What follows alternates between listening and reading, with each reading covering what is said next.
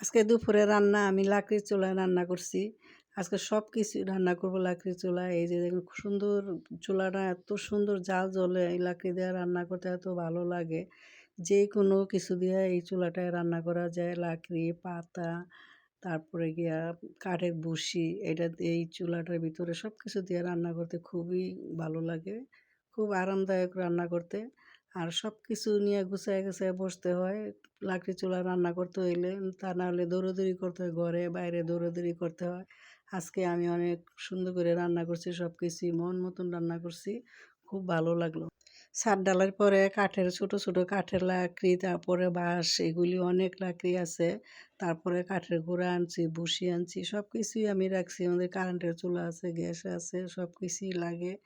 যখন যখন যেটাতে রান্না করতে মনে চায় তখন ওটাতেই রান্না করি। কিন্তু লাকড়ির চুলায় রান্না করতে খুবই ভালো লাগে সব কিছু গুছায় গাছায় নিলে। কেন লাকড়িটি খুবই সুন্দর জ্বলে আর লাকড়ির চুলার রান্না খুবই স্বাদ।